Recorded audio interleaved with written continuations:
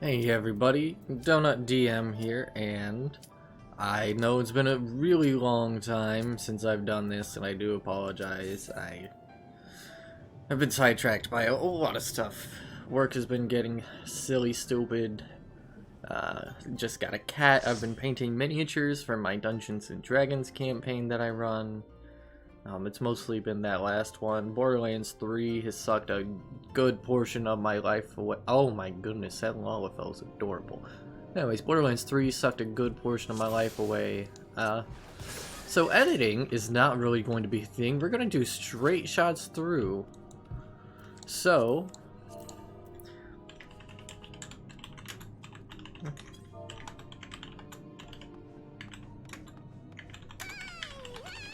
Oh.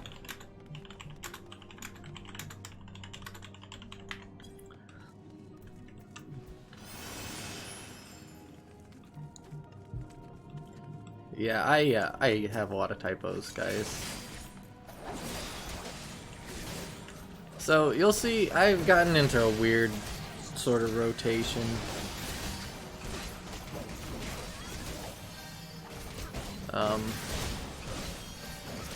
I don't know, Gunbreaker is a fun tank class. I think it has a lot of flexibility in its rotation if you're not trying to maximize DPS to allow you to adapt to situations.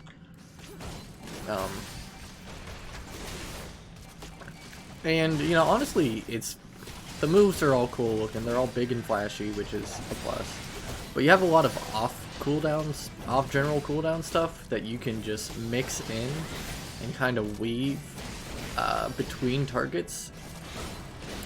So, like, let's say you've got those DPS that split focus. Happens a lot. You can just weave through instead of having to, you know, use a general cooldown ability like I've been doing. It's just an interesting class overall, I think. It kind of sucks that, you know, you have to have Shadowbringers, and you have to... I think you just have to be level 60 to start Gunbreaker. But the storyline for it is great. So this is an optional room here. A lot of people, and I do mean a lot, do not do it. There's just a treasure chest with a potion inside. You're free to bypass it. A lot of people expect you to, so I'm not going to go just running in there all willy-nilly. I'm going to be running these dungeons kind of how people expect them run, and I'll explain to you guys what you're missing and why most people don't find it all that important. Because like I said, that's literally just I think a chest with a potion. And while later dungeons, a lot of people like those optional chests, you know, nobody really likes these ones. As you can see, there's a patrol that comes through this door. I wasn't really thinking about the positioning of our pugilist there. If I was, I would have stood closer to the door to immediately get aggro on him, but that's okay. Alright, so this. One thing I found that helps a lot with tanking is setting the target markers onto your hotbar. Because it really helps people focus if they know what the tank wants focused first. So I have, as you can see, all the way up to 4, and do not attack 1 and 2. Very important for the King Moogle trial. So this is going to be a kind of recurring thing throughout this whole dungeon. There's not really mini bosses. Like this is the series of mini bosses right here, kind of. You're gonna have imps and a priest, and when you kill the priest, you get this demon. It's a really weird dungeon in that sense that you don't have any true mini boss fights. It's one of the most basic dungeons. Honestly, I think it would have been better as the first dungeon as opposed to Sestasha. because this is really nice, straightforward. There's patrols that you have to watch out for, so it teaches you about that. You have the option for big pulling, which, you know, doesn't do much if you don't have a black mage at this level.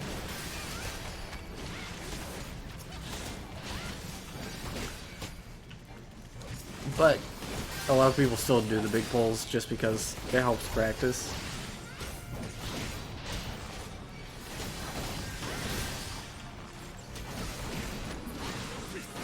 So what I'm going to do is I'm going to grab these guys, and I want to grab this patrol. What'd I miss? I missed a beetle!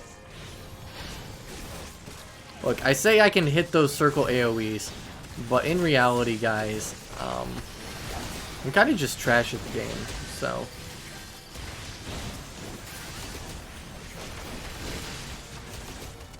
We got a little bit of split DPSing going on here, which... that's okay with me.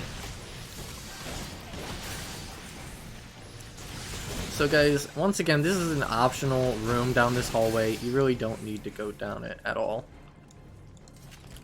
Sometimes you might want to run towards it like I did just to grab that patrol. And even then, it's not that important that you get the patrol. It's more just good practice.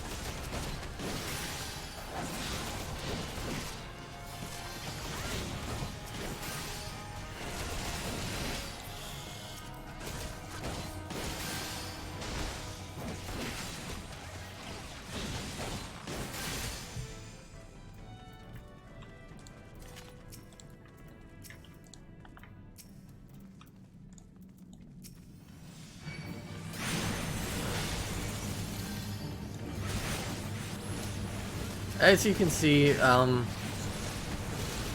target markers, I throw them up all the time, even when they're not really needed.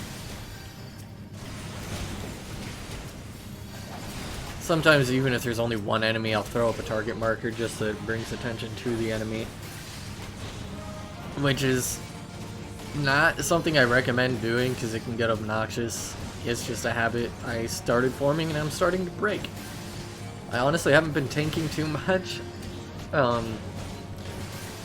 You know, I hit level 80 on Gunbreaker, I tried a couple other tanks. Just not really feeling them. Dark Knight though, I like Dark Knight. I need to do more Dark Knight.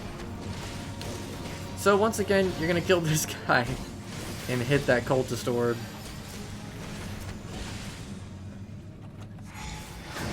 Remember folks, the most important thing as a tank is to get that loot. But I pass because I'm nice. You can see there's another patrol. This entire dungeon is full of patrol units. And honestly, I think Sastasha could have used more patrols. I know I had a couple towards the end, but it really helps people learn that dungeons aren't just static enemy groups, and that you actually have to keep an eye out for what's happening around you, which is why I hate these hallways. And that was a bad on my part. Don't do what I just did, guys. Face all the enemies away from your party at all times, even if you hate the hallway camera angles. Because they will use AoEs.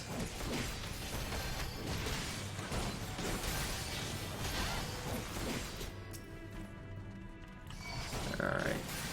And you'll notice sometimes I will use a single target to finish off my combo instead of using an AoE to pull. And that's a really bad habit, guys. Your combo generally isn't worth it as the Dark Knight, because, you know, if you need to break it, you'll have this ability, which gives you 2 cartridges instantly.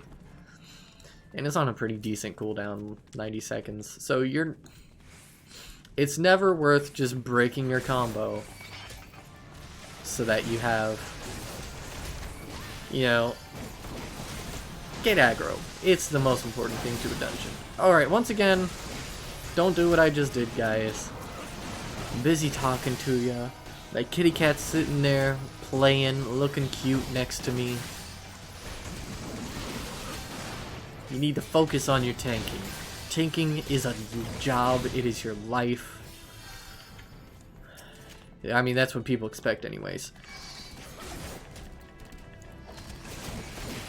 Like I said, this dungeon's very straightforward.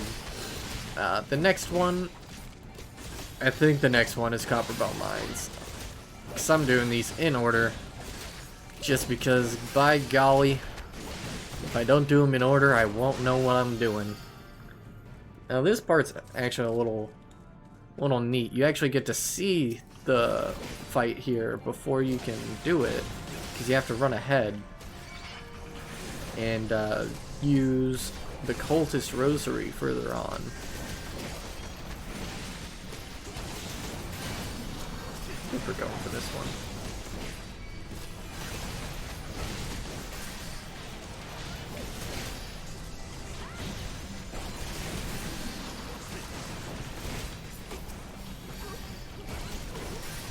Yeah, if you guys think this should have been the first dungeon too, let me know in the comments. Because that's something I rave about to any new players that I'm playing with.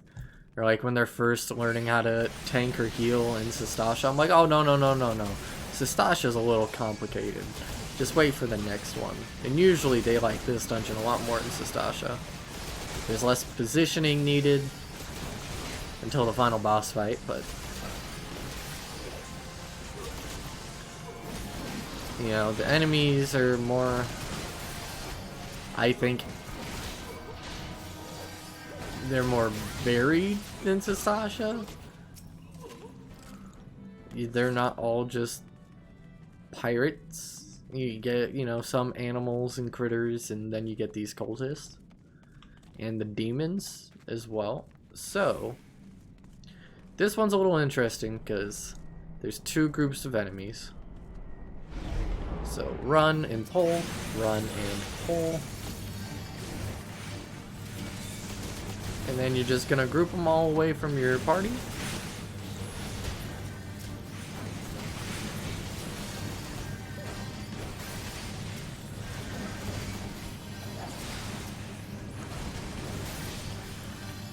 I kind of want to try to keep track of what this healer is doing spell-wise. I want to make sure he's not healing too much, especially since he's got Eos.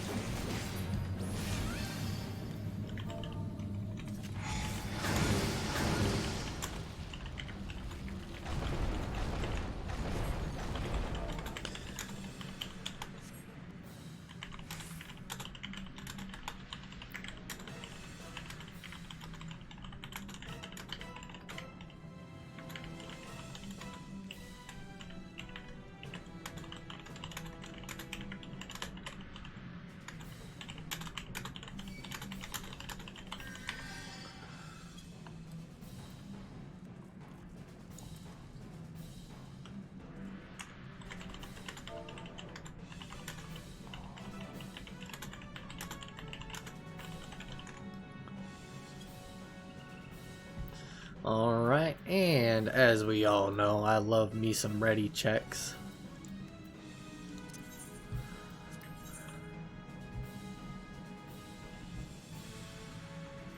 Alright, we're going. Alright, so this guy, at first he's pretty basic. He casts water, which sucks because it's magic, and at this level especially, you don't really have much magic resist. So that imp makes the boss invulnerable. Usually I don't go for the imp at all as the tank, because by the time I make it to the imp, it's probably going to be dead. So I like to just make sure to stick on this guy.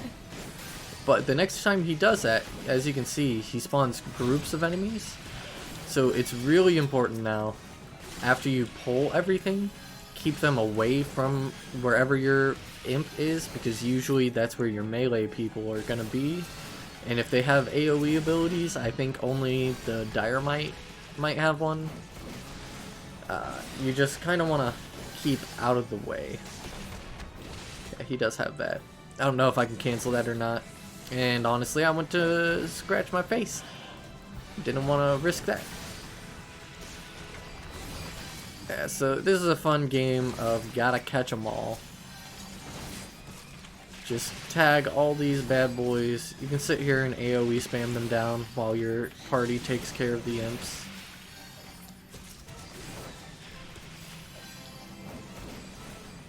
And that's the whole fight, guys. I don't think he does anything special anymore. We're certainly not going to give him the chance to try it. Anyways, that right there, folks, is Tam-Tara Deepcroft. Level 16 dungeon, I think. Pretty basic. Thank you guys for watching. I'm going to be putting out another video soon.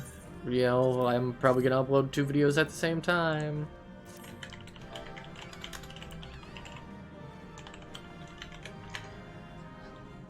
So yeah, see you next time.